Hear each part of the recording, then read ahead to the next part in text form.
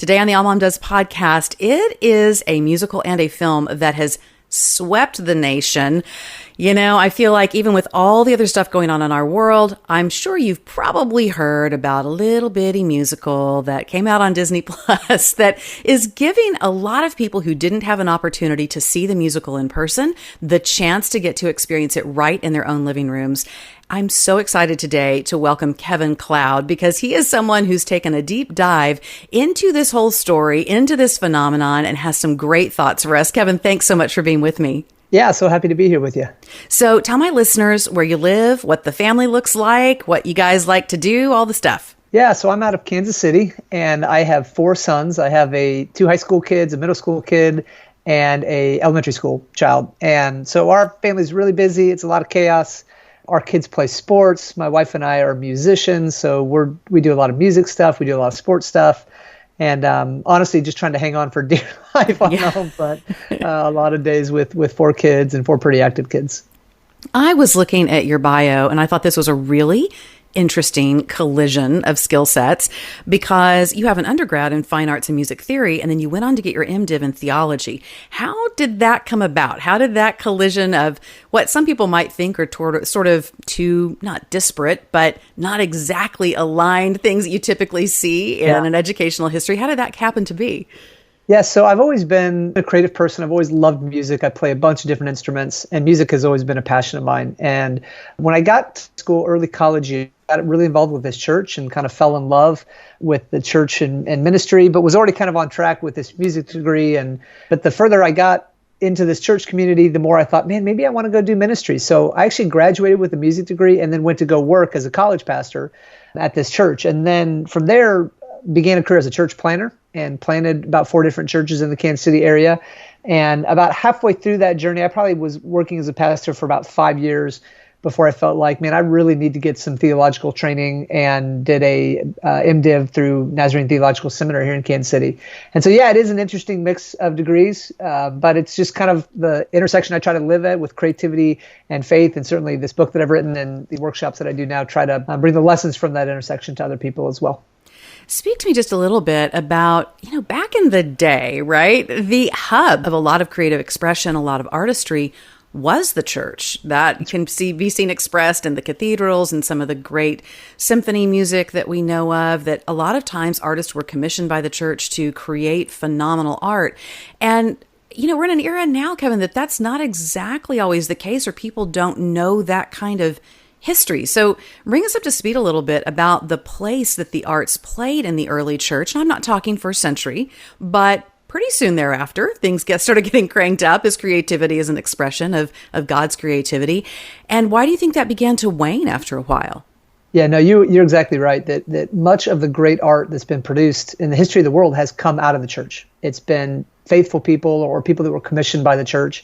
And a lot of that really stems back to this central idea that God is a creative God and we're made in his image, and that we are called to be a creative people. And I think, I don't know when it happened, but somewhere along the way, the church really has lost that. I can't tell you how many conversations I've had with creative people who don't feel valued by the church, who don't feel like they have a place at the church, who don't feel like the church honors the work or sees the importance in the creative work that they're doing. I work now at a place called the Culture House, which is a faith-based arts conservatory program. So we do theater, dance, music, and film for kids. We do different kind of programs for them, and we also have a professional division.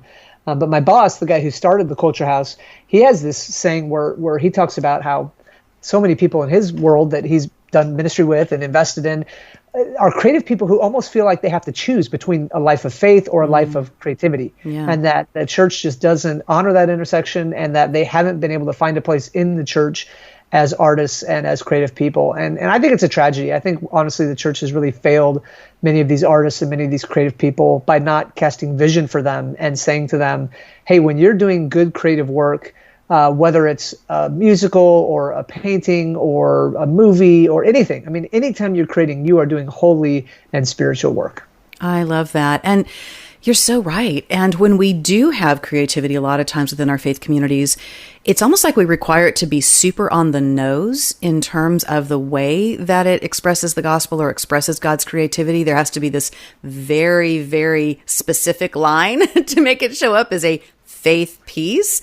And it also feels like, because I'm a creative, and then I birthed a bunch of creatives, and sometimes the kinds of, in my case, my kids dance. I have two that are professional dancers, and what's expected of them if they try to go share their art is something that is kind of one form. It's something of sort of a one note. And why do you think we hesitate at times to embrace some of the fuller context of what the arts can really bring? Yeah, I think we just lack imagination when it comes to the creative act and how it can impact people's lives. So at the Culture House, one of our flagship performances is called The Underground, and it tells the story of the Underground Railroad and the role that the church played in helping free slaves. And it's this powerful presentation, and it's a masterpiece. It's absolutely beautiful. We play it at the Kaufman, which is the main stage in Kansas City, every year. And oftentimes we'll have pastors, though, that when they're asking about the presentation, they'll say, well, now when does the gospel presentation happen? Or when do you specifically talk about God and how God played a major part in this? And you're right, they want it to be on the nose. They want it to be something that is, Emily Dickinson has a great line in one of her poems called Tell It Slant. And the idea is that, story has this power to get into us and to move us and transform us, not by saying the exact line that it's trying to say, but by telling it slant, by coming around the back end, by telling it a way that maybe gets us emotionally, or that gets us not intellectually, but in different ways. And I don't know why it is that the church has gotten to the point where we equate art with now Christian art, where it's got to be a painting of Jesus, or it's got to be, Jesus holding a lamb or something. Because I believe that anytime we create something that's good and true and beautiful, that it's deeply spiritual, and that it's a holy act, and that it can be used by God. As I go around and teach these workshops, again, I've heard countless of stories of people at an art gallery looking at a painting that doesn't have anything to do with God or Christianity per se, but that God used to speak to them and really unlock some things in their lives and in their hearts. And that's the power of the creative act. Right. And, I think often about how Christ would tell it slant, right? I mean, that was the purpose of his storytelling with his parables and those kinds of things, because he would help liken a concept of God, a creative aspect of God, in a way that wasn't exactly on the nose, to the point that sometimes his disciples would pull him away and go, okay, now what? Connect the dots for us. And so I think we don't have to shy away from that. Yeah, that's exactly right. I mean, his parables are a great example of that, of these random stories that seem like they have no spiritual connection at all, but that it just takes a little bit of looking to see the deep spiritual truth that you can find in there. Right. Well, we are in the midst of really something that's quite fascinating when it comes to the arts in general in this country. And as you and I speak, we are still mid-pandemic. That means that Broadway is shuttered right now. That means that many movie theaters are closed. In the middle of this, one of the most innovative cultural pieces that we've seen in a long time, that was expressed through live theater for many years, came to the screens in our houses and has set the cables afire. And that is Hamilton. And you have done a dive into all the artistry of Hamilton. And as you say, these opportunities that maybe Hamilton even has something to say to us, telling it on the slant, when it comes to looking at the lives of this, in particular, this one founding father, and where you see aspects of God in the telling of his life story. So start me back at the beginning. When did you first become aware of Hamilton, and what sort of began to get you very passionate about taking a deeper dive into it? Yeah, so, when Hamilton came out, I heard about it. I knew about it becoming kind of a phenomenon, and I'd read these reviews where people were just going on and on about how they've never seen anything like it. It's the most brilliant thing they've ever seen. And I remember initially thinking, it can't be that good. Right. It's a musical, right? I'm sure it's good. I'm sure it's great, but it can't be that good. So my wife and I had a trip scheduled to New York, and tickets were outrageous, so we weren't going to be able to see it. But we kept checking online just to see if they maybe released a new block, or released, sometimes shows will release last minute tickets. And we just got fortunate to where they released kind of a block of seats in the upper level when we were going to be in New York. And so we snagged two tickets very quickly. This probably would have been 2016, 2015, somewhere around there. And so, again, I went into the show, I'd listened to some of the music and was familiar with it and had read all these reviews. But again, went in thinking really, really excited, but thinking it can't be that good.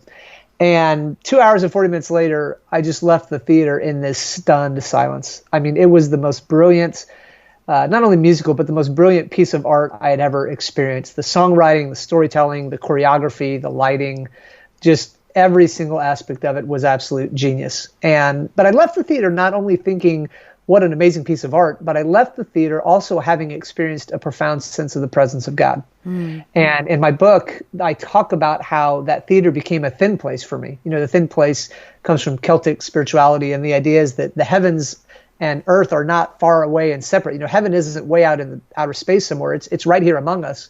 But there's this veil that separates it where we can't see it. But there are times where that veil becomes very thin, and we experience the presence of God in profound ways. And I think that's what Hamilton became for me. It became this place that ushered me into so many important truths about God and about the spiritual life and about the gospel, and impacted me in really, really powerful ways that continue to resonate with me today. And I'm sure many of our listeners know, but I want to give them just this little moment to catch them up. If you haven't heard of Hamilton, or if you have not seen the musical, this interview is still for you. Hang with us. But Hamilton is the unpacking in a musical theater venue, in a musical theater communication mode, of the story of Alexander Hamilton, who was one of the founding fathers of this country, became the Secretary of the Treasury, and set up a lot of our economic system. Now, there's that piece of his CV, of his resume, but he also was quite just one of these characters in history who his life was replete with tons of drama and a lot of crises and a lot of questions. And he wrote prolifically. He wrote constantly. And so there is a whole lot about his life that we're able to go back and take a look, and also be able to get a real taste and feel of the times, simply because he did write so much. He never became a president. He never became a vice president, but he is someone whose influence we still feel to this day in our country, in the way in which it was developed. So, Kevin, what were some things for you? Because those who have seen the musical are aware that, yes, it engages. There is some reference to scripture. There is certainly conversation about if God's hand is on something, what God's intent is. We also see Hamilton go through a crisis of faith where he feels like, I've asked God to get me out of some situations and some moral dilemmas, and that hasn't happened. So I'm going to take my fate back into my own hands and try to write my way out of some of the corners that I have gotten myself into. But where did you encounter what you felt like was God's presence as you were watching the unveiling of this story? Yeah, there are so many moments that I could point to. And the way I structure my book is each chapter is a different spiritual theme that I think is at the center of Hamilton's life that comes through the musical. And, it was interesting because it was not only seeing the musical that unearthed some of these themes, but after I saw the musical, I went and I read everything I could about Alexander Hamilton's life. I read the Chernow biography that the musical was based on, and then wrote everything else that I could about his life and about the founding fathers, and just was really struck by, first of all, that Hamilton was a man of faith, and that he had a deep relationship with God, that when he was younger, he would write hymns. And these hymns are these beautiful expressions of his experience with God. He came to America and went to King's College and would have gone to chapel every day and would have gone to church twice on Sundays. And his roommates talked about the fervency of his prayers. When he's on his deathbed, he's shot and killed by Aaron Burr, the sitting vice president, in a duel of honor. And when he's on his deathbed, he's calling for priests and pastors to come read him his last rites, and he's begging on the mercies of Christ. And he's telling Eliza over and over again as he's dying, he's saying, "Remember, Eliza, you are a Christian. Remember, Eliza, you are a Christian." And so these faith moments, the more I read about them, I realized were really at the center of his life. And the musical, gosh, there are so many of them. One of them that really sticks out to me is a moment of forgiveness, where Alexander Hamilton becomes the Secretary of Treasury. So he's basically the second most powerful man in the early U.S. government, but he commits this affair with a woman by the name of Maria Reynolds, and this affair becomes very public. Alexander actually confesses to it publicly. He writes an article confessing to it because he's being accused of some other things politically, and he needs to set the record straight that he hasn't done anything illegal. He isn't doing anything politically, but he is having an affair with this woman. And so his family is devastated. Eliza, as you can imagine, is humiliated and so angry. Eliza, his wife, actually goes and burns all of the love letters that she's written to him. You can imagine those being Alexander's most treasured possession, these letters that his wife has written to him over the years. Much of their marriage was spent apart from one another. She's burning these love letters, but Alexander is trying to reconcile with his wife, and he's trying to rebuild his marriage, and going to really some great lengths to do that. They buy land up north of the city, and instead of Alexander working in the city and getting a place down there and kind of staying the week, he'll ride his horse miles, 7, 8, 9 miles every day back and forth to try to rebuild this trust with his wife, Eliza. And eventually Eliza, who is another remarkable woman, her heart eventually softens. And I think because she walked deeply with God, she had a very, very profound faith and gets to a point where she forgives her husband. And when that happens, the chorus sings out, "Forgiveness, can you imagine?" And it is one of the most powerful moments in the entire musical. When you're in the theater, you can literally feel the atmosphere change. Because that moment on that stage, it confronts our life. It challenges our lives. It makes us ask the question, will I be a person who forgives? Will I follow this example that Eliza is setting? Will I forgive those who have hurt me, who have betrayed me, and who I'm struggling to forgive? And that's one example. The musical is filled with those kinds of moments that confront our lives, challenge our lives, and inspire us to become more than we are. Absolutely. I find it interesting because I think at times, particularly as people of faith, we want to cast a narrative around the founding fathers when we take a look at the intersection of faith in their lives. And I feel like sometimes we want to really sanitize their stories, or we want to elevate their faith to a point where it sounds like they were a lot of people wandering around all the time in Christian t-shirts, wearing, only Christian garb, and they were only listening or speaking this, that, and the other. And yet what I find to be compelling, Kevin, is that when we look at the life of Hamilton, for example, there's a lot about it that reminds me of King David. And King David did not live a sanitized life in any way, shape, or form. Why do you think sometimes we take real people in their lives, and in order to try to see God in their lives, we seem to do one of two things? We either decide that they weren't good people, Christians at all, because they had mess-ups in their lives, or we tend to want to try to polish them to a place where they feel almost not relatable. So how can we do a better job when we look at the lives, particularly of some of the founding fathers, and not cast them in a narrative that's not true to the challenges they may have had in their lives, the crises of faith that they may have had, and yet at the same time also see there that these were people who did have a faith portion to their lives, that they were people who leaned heavily into God? Yeah, that's a really great question and a great insight about human nature in general. And I think it is really true. I mean, you look at King David, and we sanitize him, and we want to turn him into this, a man after God's own heart that just was such a great man. And yet you look at the things he did, where he commits adultery and then has the husband murdered because he wants to kind of hide what has happened, and just this despicable, behavior that would send people to prison in this day and age. There's another chapter in my book where I talk about the idea of sinner and saint. And how every one of us, it's from a Martin Luther quote where he says that we are simultaneously sinner and saint, and that both are true of all of us all the time. And when we come to accept that about ourselves, I think one thing it does, first of all, is it helps us to be more kind with ourselves. And when we come face to face with the reality that we are sinners, there's not this sense of, oh my gosh, how could that possibly have happened? Or how could I have possibly made a mistake? How could I have allowed this this sin into my life? It's like, well, of course it happens. It happens to all of us every single day. That's part of human nature, is none of us are perfect. And we want to be holy. We want to pursue God, but none of us ever do that perfectly. And the more that we can accept that, I think the more kind we can be to ourselves. But as far as this idea of projecting that perfection onto others, people like the founding fathers, I do think that part of that comes from this longing that we have to be perfect. And so if we can't attain that in our lives, we want to hope or pretend or imagine that other people have been able to do it in their lives.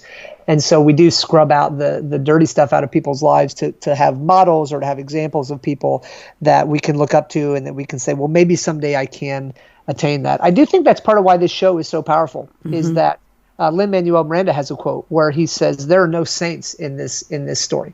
And the idea that every single person in this story has really great things about him, but also some horrible things about him. I mean, George Washington is a great example of this great, brilliant leader. Maybe no other man could have done what he did in leading the American Revolution and building our government, and just accomplished so much and was absolutely a remarkable human being. And yet he owned slaves and was a part of this system. And even as he became president, in a lot of ways really lacked the courage to take the challenge head on. And those founding fathers, what they did is they kind of punted the conversation a few generations down the road. And they said, well, this is too hard to deal with now. And so we're just going to put a moratorium on this conversation for a number of years. And so they just didn't handle it the way they could have when it was happening. And it really led in a lot of ways to the Civil War, however years later. And so every one of these characters in the story, Hamilton especially, had some incredible things happen, had some huge successes, were remarkable men, but also had some huge failures and some huge character flaws that makes really for great drama. I heard a quote, and I'm going to butcher it, but it was with Lin-Manuel Miranda, who is both the writer of the musical and also for several years was the person who starred as Hamilton, the seminal character in the musical.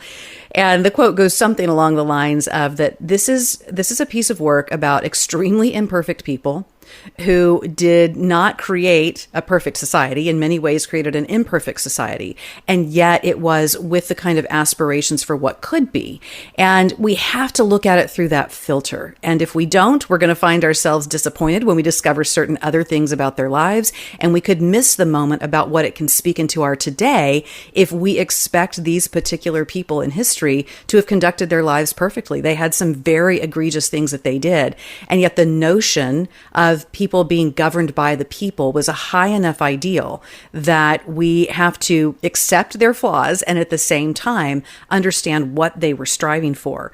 My husband and I were fortunate enough to be able to see it in the theater as well. I love that now in a way that if someone had not been able to afford to go or wasn't able to get tickets or hadn't been able to travel or it didn't come through their community as part of the traveling tour with Hamilton, there's now this opportunity that everybody can see it. Everybody can have access, which feels extremely democratic to me. I love that. But one of the things that I found so compelling and loved, and one of the places that I felt like I really experienced that beautiful place where you see God show up through a piece of really profound art, is that the cast and most of the major characters, I think all of the major characters, are people of color, people of minority. And to see it recast in that way, I think was so incredibly powerful. How did that hit you? Yeah, I thought it was a brilliant decision, and I thought it was a timely decision. There's a video clip Philippa Sue, who played Eliza Hamilton, showed of, I think she's like a 2 or 3 year old little Asian girl that's watching Hamilton the movie, and she sees Philippa Sue up on the screen, and she just says, look, that's me.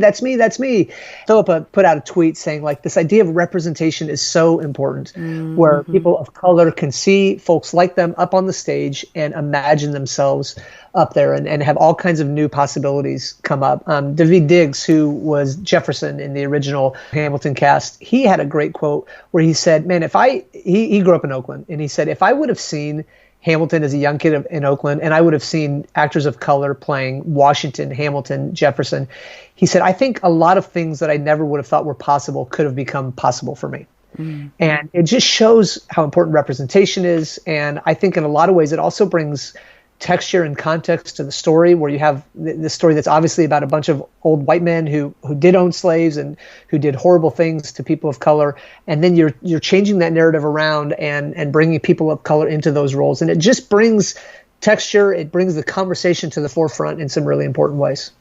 To me, and again, Kevin, I'm speaking as a white woman, so I realize that my ability to speak into this with a certain level of veracity is, I want to be really careful in what I say and never minimize what people have walked through in terms of their history. For me, I received it in a sense that knowing that some of these men had these failures in terms of both their personal moral stances at times and also in the fact that they were slave owners, I saw it as a story, if you will, of redemption, to see a story carried forward and then executed and carried out by a cast of people of color, I thought was a really powerful moment where it made me realize how God can redeem any story for his purposes in a lot of unique ways. And the redemptive qualities of the story of Hamilton are quite profound. Of course, the central character who really plays that redemptive role is the woman who is his wife, Eliza. She was, had a large family group. Actually, she was one of several siblings, but the focus of the musical is really focused on she and her two sisters, because they were the belles of the ball, if you will, back in the day. And yet the grit that she shows, the loyalty she shows, the things that initially, when you're introduced to her character, you might think that she's not as strong as her sister Angelica, or she's not quite as putting her foot out there as her sister Peggy. And yet we discover over time that the kind of strength she has is the kind of strength that carries her for another half century after Alexander Hamilton dies, and her devotion to carrying his legacy forward. What are some of the things that you see in Eliza's life that are very profound to you in what can happen when somebody has that kind of strength, sometimes the kind of strength that we don't, or we are not quick to celebrate? Yeah, and you're exactly right about her life and her legacy. I mean, one of my favorite things was researching for this book was learning about Eliza Hamilton and her life and her faith and her legacy. And I do think part of why the story connects with people is it is a story of redemption. I mean, there's so much heartache and tragedy and drama in it, but at the end, it is a story of redemption. And it's actually the last chapter of my book where I talk about so Alexander Hamilton grows up in the Caribbean. He's a poor kid, and his father abandons their family when Alexander's around the age of 5, and around the age of 12, his mother dies. And so at a very young age, he's this poor orphan kid without any real future possibilities.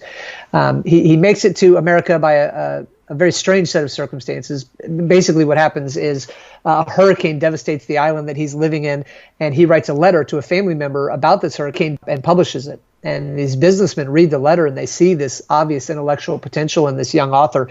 And so they raise money to send Alexander Hamilton to America to get his education. So that's how he gets here. But then he meets Eliza and they fall in love and they get married. And there's actually, I was just watching this movie last night, and there's this scene where they've just gotten married, and Alexander is explaining to Eliza his family history. He's talking about how he lost both of his parents. And Eliza, played by Philippa Soo, there's this beautiful moment of empathy on her face as you see her sharing the hurt and the burden of being an orphan. And that was really a hurt that Hamilton carried throughout his entire life. I mean, you see him struggling in his letters with insecurities, not feeling like he measures up to some of the other founding fathers because of their family heritage compared to his own. And so you see this idea of being an orphan being a hurt that he carries around and that Eliza kind of carries with him. Then after Alexander dies, he's shot and killed. And like you said, Eliza lives for 50 years beyond him. But after he dies a few years later, Eliza feels this call from God to build an orphanage. And she, with a handful of women, build the first public orphanage in New York City. And it's how the musical ends, is Eliza singing about the orphanage. And it's her proudest accomplishment. And she sings that every orphan that she raises, and she was intimately involved with every aspect of raising these kids in this orphanage. And she says that in every single kid that she works with, that she sees Alexander's eyes. And I love this idea that this broken part of Alexander's life, that he was an orphan and the pain that caused for him, that she takes that pain, she takes that brokenness, and then she does something good with it. She redeems it and brings redemption to this painful part of his story and brings a lot of goodness to all these kids. I mean, to be an orphan in New York City in that time, in that city, you would have had awful circumstances. You would have had very few options for a good life. And yet now this orphanage is giving you a safe place to stay where you're cared for, where you're loved. And that organization actually still exists today under the name Graham Wyndham. And this organization continues to serve families in need in New York City. And it really is a beautiful picture of Eliza's faith, of her faithfulness to God and this call that God put on her life. And it's one example of many from her life of her redeeming Alexander's life and redeeming his legacy as well. Absolutely. Now, Kevin, you're a dad of four boys, and you've got an age range going on, elementary up to high school level. How have you decided as a family to manage your children perhaps viewing this film? And I know that this is a deeply personal topic for a lot of parents. People have to make their own call, and people need to know that, this is not, like I said, a sanitized story of the founding father. It is the history of Alexander Hamilton grappling with his doubts in faith and having some deep failures, some deep moral failures. There is some language in the film. So how do you handle that when it comes to your own kids and what you are allowing them to experience through the arts? Yeah, I think you're right. I think it's a deeply personal decision that each parent has to wrestle through. And the last thing that I want to do, and the last thing I would encourage other people to do, is make any kind of judgment on on whatever decision parents make. I mean, I know some parents that are completely on the spectrum of, I would never let my kids see the show unless they were 16. I mean, it's even a PG-13 movie, but even, 16, 17, 18, all the way down to, hey, let them see it. It's a great story. I tend to fall more, not surprisingly, I wrote a book about it, about the spiritual themes and how beautiful the story is. I fall more on the side of, I think that the truth and the impact of this story so far outweighs some of the difficult parts of it. The language or the content is far overshadowed by the truth and the power and the spiritual poignancy of this story. And so we've let our kids watch it. And again, we've had really great conversations with them about the story and about how God can use it to inspire us to make an impact. I heard a great story. I travel the country and I teach workshops and preach about my book, but also about creativity and faith. And I taught one workshop where there was a 7th grade girl that was telling me a story. Her parents had let her see Hamilton on the stage, and she was deciding whether or not to run for student council. And at the last second, she almost pulled out and decided, I'm not going to do it. She was afraid of getting up in front of her peers and giving a speech. She was afraid of possibly losing and the humiliation that would be involved with. But then she remembered the story of Hamilton, and she told herself, you know what, I'm not going to throw away my shot. And she ended up running for student council, and she won the election and was on student council.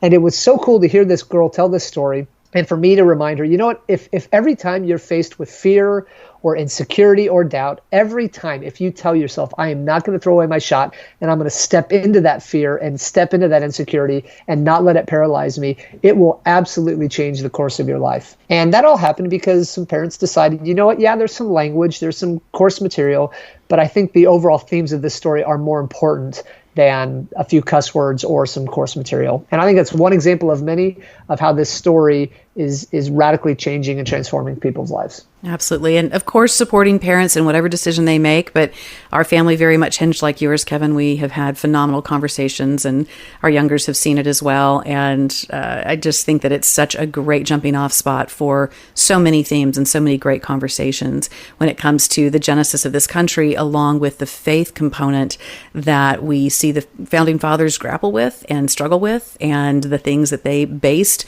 this notion of democracy on. So I feel you very much on that. It's interesting that you said that at first you were thinking, I'm not sure if this is something I want to see or not. And I've got that similar thing where if something really takes off, I'm like, I don't know. Everybody thinks it's amazing. We have a great blog post up that I want to direct our listeners to on AllMomDoes.com.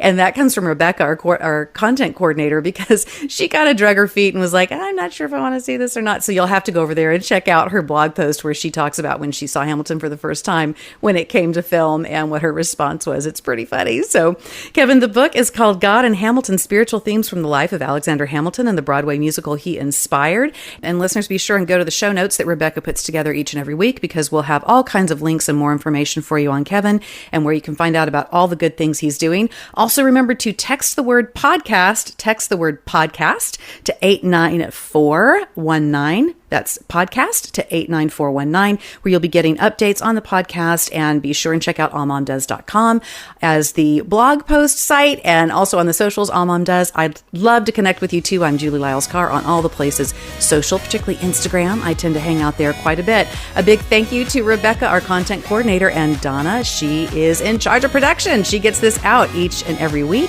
I can't wait to see you next week on the AllMomDoes podcast.